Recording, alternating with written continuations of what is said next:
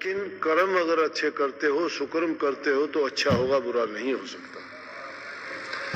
अगर तुम अच्छी नीयत के साथ काम करोगे, सोच तुम्हारी अच्छी होगी और उसमें किसी प्रकार से अगर कोई गलती हो भी जाती है तो भी बख्शे जाते हो। लेकिन एक इंसान जानबूझ के जो गलतियां करता है उसका बख्शने का खाना नहीं होता। कभी मैंने एक कहानी सुनी थी छोटी सी, इंदौर मध्य प्रदेश में पड़ता है। वहां का एक राजा था, राजा तो नहीं लेकिन राजा के गुजर जाने के बाद उसका जवान बेटा था राजकुमार, लेकिन शासन उसकी माँ करती थी।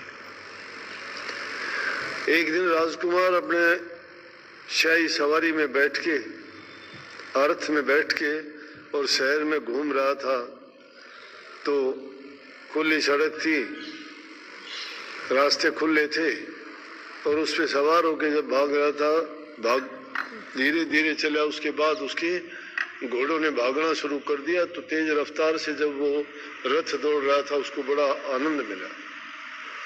उसका मतलब नहीं था कि वो किसी को दुख दे, किसी के रास्ता में बाधा बने या किसी को किसी प्रकार के वो कष्ट पहुंचाए, परंतु अचानक कई बार ऐसी घटना हो जाती है कि इंसान न चाहते हुए भी हो जाए। एक गाय का बच्चा था, छोटी उम्र का था, 1-2 दिन का ही, वो रथ के पहिए के नीचे आ गया और रथ के पहिए के नीचे आने से वहीं पे उसको ढेर हो गया, प्राण त्याग दिए।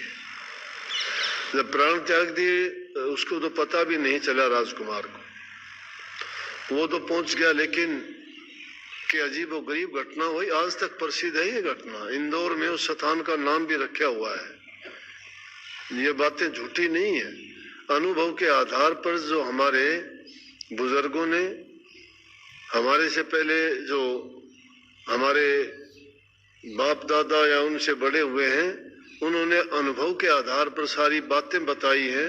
ये सारी कहावतें उस समय की हैं, इसीलिए संत तो सब भूत भविष्य और वर्तमान के ही ज्ञाता है, जानते हैं सब।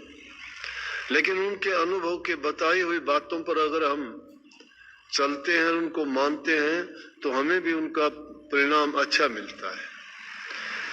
तो क्या किया कि जब वो तो चला गया महल में, और महल में जाने के बाद गाय को जब वो उधर देखा उसका बच्चा मरा हुआ है, वो गाय उसके पास आके बैठ गई और वहां पे उसने आंसू बहाने शुरू कर दिए, बड़े जोर जोर से। जब वो अपनी भाषा में बोलती है क्या का क्या, बहुत पूरा शहर उसने अधर उठा लिया। पूरे शहर में चर्चा हो गई कि गाय का बच्चा रास्ते में मारा गया और वो उसके लिए बहुत वो है। पूरे शहर में जब चर्चा का विषय बना, महारानी के पास भी बात पहुंची और वो गाय उसके पास बैठी रही, किसी को छूने तक नहीं देती उसको। जब रानी को भी पता लगा तो उसको भी बड़ी दया आई। हिंदू गाय को माता मानते हैं, पूज्य मानते हैं, और उससे बढ़ के किसी चीज को नहीं माँ मानते, माँ है हमारी। अब गाय के हालात जो आप देखते हो ना, इनकी क्या हालत है कि ये सड़कों पे रास्ते में किस प्रकार से। लेकिन एक वो जमाना था, उस जमाने में भी गाय, श्री कृष्ण जी के टाइम में देखो गाय का क्या हाल था। ऋषि मुनियों की देखो कपिला गाय थी।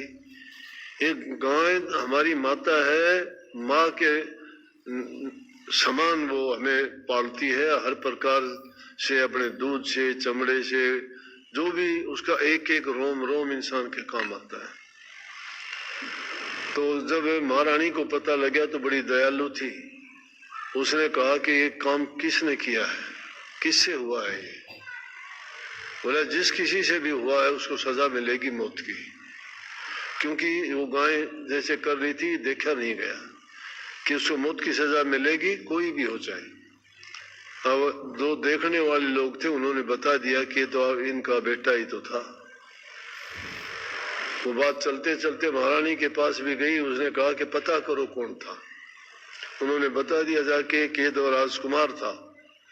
बोले वो चाहे कोई भी हो उसकी सजाए मौत होगी, चाहे वो राजकुमार ही क्यों ना हो।